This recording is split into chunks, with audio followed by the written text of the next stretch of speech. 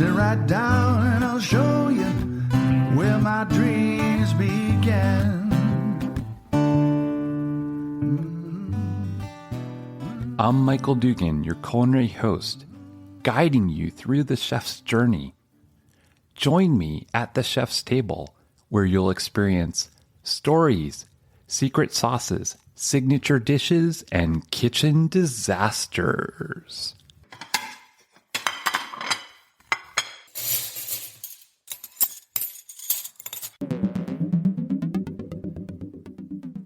In this episode, we'll meet Sam Rongvi. He lived in Japan for over a year and will take us on a journey through the local restaurants and the back alleys. We'll get up early and join him on a walk through the Tsukiji market, one of the largest Japanese fish markets in the world. He'll take us back to the States, where he worked as a waiter at a local sushi restaurant called Kiwami on the east side of Seattle, Washington. Sam, I want to welcome you to Voice for Chefs, and thanks for being our guest today. Thank you very much for having me. Sam, why don't you tell our listeners a little bit about Japan? Yeah, so I went over there, in Tokyo, in a neighborhood called Nishi Ogie Kubo, which is immediately next to a very prominent neighborhood called Kichijoji, which is very frequently ranked like one of the top places to live in, I think, all of Japan, but certainly Tokyo, just because it's, it's hip, it's got all the restaurants and the stores and stuff. So, and that was just through sheer luck. That was just the company that employed me. They said, we're going to set you over the apartment. I said, great. And that was just where they put me. So I lucked out in a very big way, especially considering that I became a recognizable regular at least 3 restaurants within walking distance of my house because they were so fantastic. I love it. Yeah, I felt quite a bit like Frasier, I was like, I felt appreciated and, welcomed, but also like very different, than everybody else who was there. What's the service like? So service there is very different than here. And I think part of that is cultural. And I think part of that is, our culture, like tipping and is not a thing over there. And so I don't want to say there's no motivation to do a better job, but there's certainly no motivation to hover over customers and like kind of chat with them and all that, which is something I really enjoy as part of my business, but is also definitely, a motivating factor when you work in the restaurant industry as well. So in Japan, this is actually quite funny. They'll come by the table once or twice, but if you want assistance, you're expected to put your hand up and say, usually fairly loudly, sumimasen, which just means, excuse me. This isn't considered rude. It's just, hey, I need a hand. But it's funny because being from here, I had it ingrained in me from a very young age. You do not snap at waiters. You do not yell at waiters. There's ways to get people's attention in a restaurant, and none of them are sticking your hand straight up in the air and shouting. And so it took me a while before I was comfortable doing it in a lot of restaurants. It makes sense that, there are very different cultures. And I remember my wife, we went to Italy because she believes that she's Italian in another life. It's her passion, for the food, for the culture, for friends. And she took me to Italy, and I can't remember where we were. It might have been Florence. And I was just shopping for a t-shirt, a really nice t-shirt. I remember buying the t-shirt, leaving the store, and I didn't try it on. She said, you should have tried it on. I said, why? She goes, you won't be able to take it back. And I tried it on the street, and it didn't fit. So I walked back in and I tried to take it back, and they said, no, you can't do that. So it's a totally different culture of service. Very interesting. So Tokyo, wow. What was the food like? To me, I think the flavors would be very pronounced and unique, but I don't know because I've never been to Japan. I mean, the flavors of the Japanese food.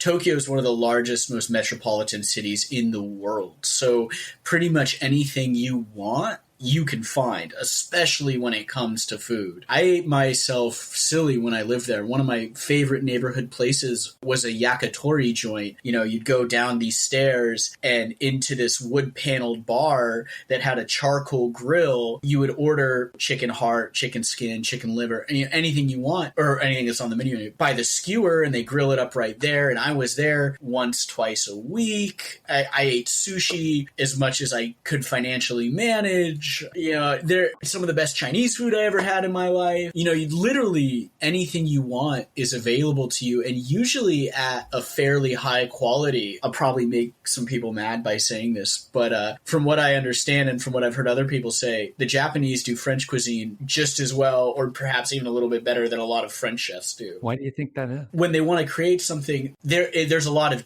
attention paid to the details. I will say I routinely saw some of the best bread I have ever seen at places that were labeled patisseries all around Tokyo. Like, fantastic bread. And this is French style? Yeah, French style. A lot of it. Yeah. No, I mean, and again, there was other places that were other kinds, but that was just one thing that stood out to me. They had like boulangeries there, which would be a French bakery. Yes, I lived pretty close to one. I lived next to I don't know if it was quite a French bakery, but it was a bakery that did do some French things. And there was a line literally like from the door back around the building almost every weekend. Oh, wow. That's so interesting. I definitely wouldn't have expected that. I had a different vision of Japan. And that's one of my favorite things is a lot of these restaurants are very small, run by the owner and maybe one or two other people. Very frequently, I would eat at restaurants that were 15, 20 seats or small. How quickly did they turn seats? It depends on the kind of restaurant. And again, this is kind of a big cultural difference. A Japanese restaurant is not going to kick you out like an American restaurant is going to kick you out. A lot of the mentality seems to be, you stay until the customers are ready to go home, not until the restaurant, until the hours are closed. How do they make a profit? I couldn't tell you. I know a lot of neighborhood restaurants have a lot of regulars. And again, people who are staying after, a lot of the times they're drinking or consuming. And so it's not like they're sitting at an empty table with, the staff leaning on the bar waiting for them to go home so they can wipe down the one. Tokyo is a real city that never sleeps. I mean, all the bars are open till like 8 or 9 in the morning there. If you miss the last train of the evening, you can just stay out until the first train. At the bar. At the bar, yeah, which, I wouldn't necessarily recommend, but have done. That is a big difference as well, I think. I mean, we don't give people the old heave-ho here, but we're also, I think, less subtle about when it is we're ready to go to be like, hey, let's start moving towards the door. Do they have markets there? Can you describe those markets? There was a market near my apartment, was in a building, and then all the fruits and vegetables and everything were tabled kind of outside the building on the sidewalk in the streets. It looked a lot like almost what you feel like when you walk through Pike Place Market. It's these big bins of fruits and vegetables with a big price tag on it and a guy in an apron standing there, and you pick what you want and you just go pay the guy. There's that up to, I used to go get a sushi breakfast every so often up at Tsukiji Market, which was, up until they moved, the biggest fish market in the world. What's a sushi breakfast? It's sushi that you eat for breakfast, but Tsukiji Market, it's where all the restaurants source their food from. The fishermen bring their food in at 3:30, 4:30 in the morning. And there's a lot of restaurants that are what's called the outer market. The inner market's all the fishmongers and the middlemen and the people buy and sell the fish. And then the outer market is shops and restaurants and all that. And so they'd be open, 7, 8 in the morning, and I'd go and I'd have a big bowl of chirashi for breakfast. Tell our listeners, what is chirashi? So chirashi is one of my favorite, one of the more common ways of serving sushi. It's a bowl of sushi rice that is then covered in sashimi. You, generally speaking, a pretty wide variety of fish, although a lot of places will also do, only salmon, or a very popular one is what's called unagi don, which is, the broiled eel that's used as nigiri over rice. Yes. And sashimi is raw fish. Yeah, so when people say sushi, they're generally referring to one of two forms, which would be either sashimi, which is the fish sliced by itself, or the original form, which is nigiri, which is the fish with a small bit of wasabi in between it and the rice. And that's what's traditional sushi is nigiri and then also sashimi. I have a hard time imagining having sushi for breakfast. I could see myself doing that. I mean, especially when it's as good as what you can get over there, there's just really never a bad time. So what else is at the market? I imagine that the fish is very, very fresh. And what kinds of fish are we looking at the market? Everything you can imagine. I mean, tuna, salmon, fish, I probably don't even know about it. Like I said, until it moved to a new site, the Tsukiji market was the biggest fish market in the world. You could, I imagine, get almost anything. But what's extremely interesting is this isn't true for all restaurants, but I know several of the restaurant owners I talk to, and I've heard this for other high-level sushi restaurants as well, is they'll go to the market without a menu in mind because the idea is they need to find out what fish is good before they can plan on what they're going to make, because if they commit to a certain kind of fish and then that fish that day is not up to standards, you're still committed to serving that fish. I equate it to Pike Place, except I think there's a difference. I think the quality is a lot better. That's what my feeling is. The quality is a lot better, and it's a lot less, I don't want to say necessarily like touristy, but it was a lot more productivity, or it was a lot more oriented towards the working nature of the market. Whereas, Pike Place still is a working market, but it's not an industrial site, right? I mean, Tsukiji is, a center for a lot of other things that has this stuff around it. And so it's a lot more of a, I don't want to say dependent relationship. It's more dependent on that for the draw. I wouldn't expect to see, a sandwich place in there like I would just walking around Pike Place or something. Yeah. Seafood is a huge part of Japanese cuisine. So, of course, there's marketplaces all over where people can go and source their seafood. But the kind of crown jewel of it all is one of my favorite places in Japan, actually. It's called Tsukiji. Unfortunately, it's since been closed down, the inner market, that is. So Tsukiji, in its day, was the largest fish market in the world, and it consisted of the inner market, which was where all the fishmongers and the middlemen and all the guys who did, the selling and the buying of the fish did their work, and the outer market was jammed full of restaurants and smaller markets for individual people who wanted to buy fish or vegetables. It has since been moved to a new site. The outer market and all those restaurants are still there, but the inner market is gone. If you're interested, there's a fantastic documentary I love called Tsukiji Wonderland that gets really into the history and the story of this place. I used to go there 8 a.m. to get a big bowl of sushi for breakfast. And years ago, the first time I visited Japan, I managed to take a tour very, very early in the morning where you got to watch the tuna auction, which is something they stopped letting you do a while before they moved. But so you just stand around at 5 a.m. watching all these dudes yell and bid on what has got to be an 800-pound fish. Wow. And what does something like that go for? I don't know the average price. I do know that this year, the first tuna not this year, but last year, the beginning of 2020, the first tuna of the year, which is considered to be an especially lucky buy, went for, I think, $1.2 million. Oh my gosh. I can't imagine. Somewhere around there.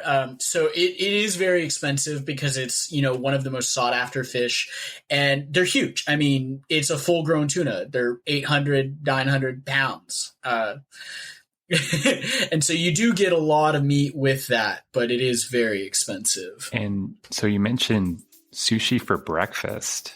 Is it different than sushi for lunch or dinner?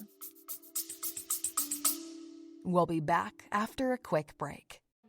You don't know what to make for dinner again? You want to explore new cuisines but you don't have time? What if you have new inspirations and we provide you with the ingredients and recipes? We know you want to travel, learn new foods, explore the world, but life's responsibilities keep getting in your way. What if you can bring those experiences to your home neatly packed into a box? Ladybug Collective is a subscription service that finds real people from around the world to create beautifully curated assortments of recipes, ingredients, and cultural content. Not only do we include cultural ingredients, but also a set of detailed recipe cards with instructions on how to use them. Each box also has a QR code that, when scanned, takes you to tons more global exploration to immerse yourself in. Everything from film to lifestyle, art to history, it all can be found here. Live your life to the fullest. Subscribe now and don't miss out on the next cultural adventure. Ladybug Collective. Always exploring.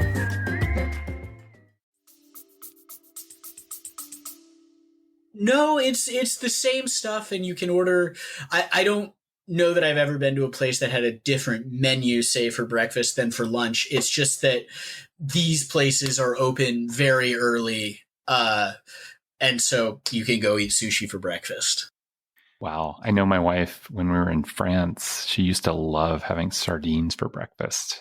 And that didn't quite work for me. I'm more of a pastry person. Yeah, I did that. I like the variety of flavor in the morning. I don't know that I could do only one kind of fish for my breakfast, but a good mixed chirashi bowl does the trick for me very nicely. And what other kinds of fish or seafood are at the market?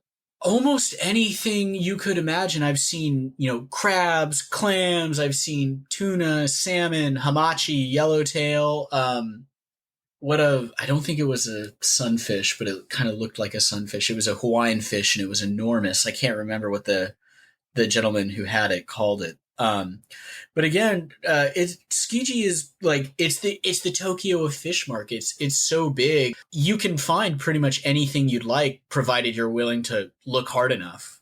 Interesting. It sounds a little bit like Pike Place Market in Seattle. This place bustles. There's these, they almost look like small forklifts, but they're one-man mobile pallet jacks almost. And they are zipping through the crowds of tourists faster than you would think it was safe. And honestly, I think it's because the guy that drive them are so sick of having to maneuver around all these people while they're just trying to do their jobs. Wow. It sounds like a lot of fun, though. I wish that I could be there. I definitely want to visit Japan. Can you tell us a little bit more about your experience in Japan? I know you lived there for a little while, but did you travel around Japan? Yeah, so I lived there for a year, almost to the day, and I was very lucky. I got to travel quite a bit on holidays and just for fun. I went to Osaka, which was one of my favorite places. I know a lot of places. It's called colloquially Japan's Kitchen. Kyoto, Sapporo up in Hokkaido, Hakone, Izu, a lot of places. I was very lucky. Can you tell us about, was it Osaka? What type of food was there? Was it different than Tokyo, or was it similar? So, I mean, a lot of it was similar. The two things that are not unique to Osaka, but take special pride of place in Osaka are takoyaki and okonomiyaki. Takoyaki is a piece of octopus meat rolled in batter, fried with some sauce and fish flakes on top. It's really good, originates from Osaka. And okonomiyaki is vegetables and meat all thrown in a batter, which is then cooked on a griddle, almost like a pancake. Which is your favorite? Between the two, I don't even know that I could pick. They are two of my absolute most favorite things. But gun to my head, I'd probably pick okonomiyaki because I can make that at home without too much fuss. And good takoyaki, I've not yet attempted. They're both fantastic. And originating from Osaka, they do them very well there. So Osaka, what about the other places you traveled? Anything different in their cuisine? So funnily enough, okonomiyaki is a little bit similar to barbecue in America in that there's a few different permutations that are regional based, and there is a fair bit of heat as to which one is the best one. And so I like Osaka style, which is the mix in the batter, but there's also Hiroshima style, which is layered with noodles. Interesting. And so even though technically it's the same food, it eats very different. And I also enjoyed a trip up to Sapporo, which has a specialty known as Genghis Khan. It's almost like yakiniku, where you go and grill your own beef, but the difference is they use a special grill that ostensibly is shaped like a Mongol warrior's helmet, because when the Mongols were on campaign, they could only cook in their helmets because they were always on the move. You grease up the grill, which is conical, and around the base of the cone, you put a bunch of vegetables, and on the top, you grill your mutton. And that's part of it, is it's almost always some form of mutton. And then as you're cooking that, the fat runs down and cooks the veggies. Oh, I see. So the oil or the grease from the mutton essentially flavors the vegetable. We were up there 4 days, and I think we ate it 5 times. Yeah, it's very good. And again, it's like that vein of yakiniku, grilling your own meat. And I'm a big fan of that sort of cuisine as well. Yeah, we do that a lot here. I enjoy it as well. My wife does too. Yeah, you guys would probably be very big fans of this. I feel comfortable saying. Maybe our listeners are too. Oh, hopefully. Food alone is reason enough to visit Japan if you're ever on the fence about it. I have never eaten so good so consistently in my entire life, and my whole family is good cooks. Is there any other highlights that you can think of that you'd like to share about Japan? When you go to a Japanese baseball game, you can get a draft beer at your seat because they have vendors with a mini keg strapped to their back and a sheaf of cups on their hips, and they'll pour you a draft beer right at your seat. And that is, if you're planning to visit Japan, even if you're not a sports fan, do yourself a favor and go to a Japanese baseball game. It is all kinds of fun. That sounds like an incredible experience. It's awesome. So moving forward, what is your favorite restaurant in the world? My favorite restaurant in the world, I'm gonna tip my hand here a little bit. It's called, in English anyway, it's called Crash Bean. And it's that yakitori place I told you about that was really near my apartment. And I went there once or twice a week. I was there until I think 3 a.m. the day I left to come back to America. So you mean to tell me that I've traveled all over the world and you lived in Japan and your favorite restaurant was literally just down the street? It was so good. I love to eat and I love to find good places. And if you ask me, what's your favorite sushi restaurant, I'd probably have another answer because they didn't do sushi. But, if I had to pick one place, that's the place. And on top of that, they didn't do sushi. That's fascinating to me. Very interesting. What about your favorite restaurant in Seattle, other than your own?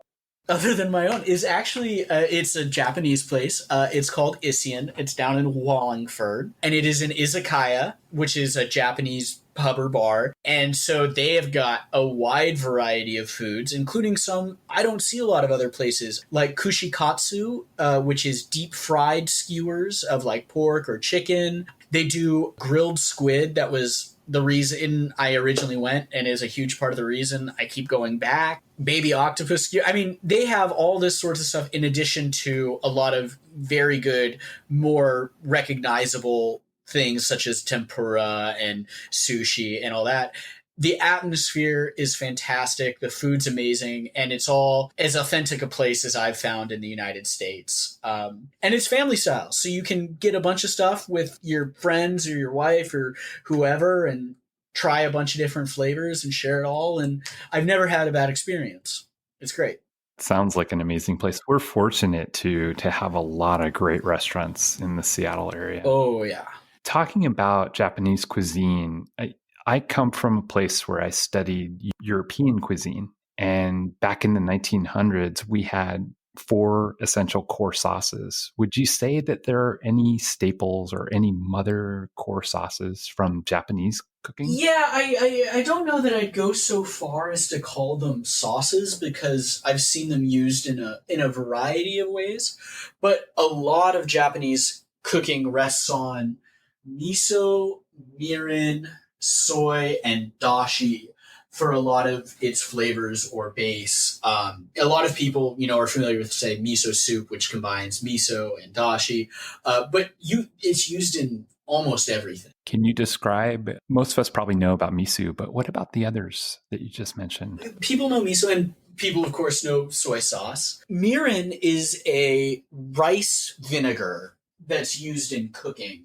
It's pretty similar to a lot of substances I think people have worked with before. Yeah, so dashi is actually a fish-based ingredient, which is why miso soup is actually, I think it's technically vegetarian, but it's not vegan because it has that dashi in there as part of the base. Now, I know you work for Kiwami, which is in Kirkland, Washington, almost right on the waterfront in downtown Kirkland. Mm-hmm. How did Kiwami pivot during the pandemic to stay successful? Because part of the reason that Voice for Chefs is formed is to help people in these really difficult times, to get the word out about their restaurants and what's going on. But during the pandemic, how are you or were you able to stay successful?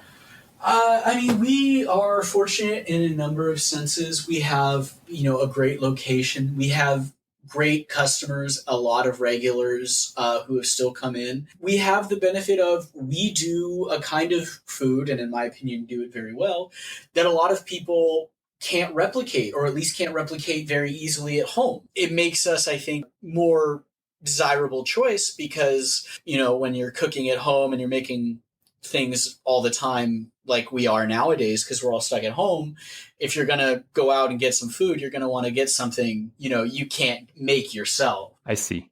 That definitely makes sense. And you have takeout available right now. Yes, we do takeout and we do delivery through all the normal, meal delivery options. And that's because right as we're recording, we're not, I wouldn't say we're fully in lockdown, but we're in that process where it's, I would essentially say takeout only or outside seating. Yes. What would they experience when they came to your restaurant or when they tasted your food? How could you describe that experience? We have awesome fish. I think the quality of our food stands by itself. Come on in and try it. It's that good. I don't need to say anything. It stands on itself. And I think that's something we've taken a lot of pride in at our restaurant. We serve good food. We're not fast food. We try to do things as quickly as we can, of course. Quality has always been our top focus. And I think that shines through in a lot of our menu. And going along with quality, I've had your food and the fish is very fresh. The seafood is very fresh. How do you maintain that? Are there specific vendors? Is there a technique to get that food fresh? Yeah, so we have a variety of vendors, as you can imagine, and we get multiple deliveries throughout the week as required. And just almost every other door you can open in our restaurant is some form of refrigerator. So, lots of cold, and fish doesn't stay long, but it does got to be kept well when it is there. Also, but a lot of fish, especially salmon, needs to be frozen before it can be served to make absolutely certain that there is no possibility of parasites. And I think that's a legal requirement, but I'm not 100% about that. I understand your focus is on very high quality, not just fish and seafood, but ingredients. And I did some research and discovered that you really value vinegar and rice for the sushi. Tell me why I wouldn't go out, make my own sushi, go to a local grocery store and buy the cheapest vinegar and the cheapest rice. Well, because sushi, especially when it comes to nigiri, is just as much about the rice as it is about the fish. The first job any aspiring sushi chef gets when they join up is wash the rice. And this period can last sometimes even a year or two. And actually, when you eat nigiri, technically you're meant to turn it over and dip it in the soy sauce and put it in your mouth fish side down so as to not compromise the integrity of the rice. I would say the reason you would come to us is because our chefs have studied this, they've practiced this. We have that kind of harmony and quality of ingredients that you can get at home, but you're not going to get it on your first try, and you're not going to get it with using the cheapest ingredients. And if you want to practice, I'm sure you could, but it's definitely not something, someone can just pick up a knife and do, or even just season and do perfectly making the rice. I don't think I could do it. And I've made sushi. I can't charge people for it, but I've made it. What would you say are your top 3 cookbooks? My top 3 cookbooks. So my number one food book isn't a cookbook, but I'm going to lead with it because that's how ardent I am about it. Oh, yeah. It's called Rice Noodle Fish. It's not written by Anthony Bourdain, but it was under the auspices of his publishing. And it is a very in-depth, regionally organized guide to Japanese cuisine. And every time I read it, I have to stop myself from buying a plane ticket for 5 minutes from then. So that would be my number one. After that, I actually quite like, it's a little thin little cookbook called Donburi Mania. Donburi just means over rice. There's a lot of different recipes for rice bowls. And when I was in college, man, that thing was my savior. You can stretch things a lot of ways once you're just putting it all over rice. So that would probably be my second favorite. And my third favorite, I hate to say it, is not an accessible one. But when I was my freshman year of high school, I took a cooking class, and the woman who taught the cooking class was Mrs. Akita. And so I would say probably 90 to 95% of all the recipes we made were Japanese, Chinese, Thai. At the end of the quarter, she compiled us a cookbook of everything we made. And I still have it. My third cookbook is, I'm sorry to say, not one that is publicly available. But when I was in high school, I took a cooking class. And the teacher of our cooking class was Mrs. Akita. I think 90% of the recipes we made were Japanese, Chinese, Korean, Thai. And at the end of the quarter, she compiled a cookbook for us out of everything we made. And I still have it. It's a great little cookbook. But unfortunately, it's not one that I don't think people can get their hands on. It sounds like that might have be the root passion that you have for Japanese and Asian cuisine. So that's part of it. The other part of it was actually, when I was growing up, my aunt lived with us, and my aunt is half Japanese. Her mother's from Gifu. I was eating Japanese and using chopsticks from a very early age. I can't remember not knowing how to use chopsticks. And so we ate sushi from when I was a little kid. And so that was also a huge influence on me. And actually, the first time I ever went to Japan was a high school graduation present. My aunt took me and my father, and we went to Japan for about a week. And that was the first time I'd ever gone there. If people are interested or like to try the food we serve down at Kiwami, we're right smack in the middle of downtown Kirkland. We're online at kiwamisushi.com. So come on down. We're a bunch of friendly folk, and we have got a lot of great food. So, Sam, I want to thank you for sharing your experience in Japan and sharing with us about your passion for Japanese cuisine and culture. Thank you very much for having me. It's been a wonderful time. It's been a lot of fun. Thanks for joining us today. Follow us on Facebook. Find our website in the show notes. Subscribe on Spotify, iHeartRadio, or wherever you listen. Leave a comment with 5 stars and stay tuned for the next episode of Voice for Chefs.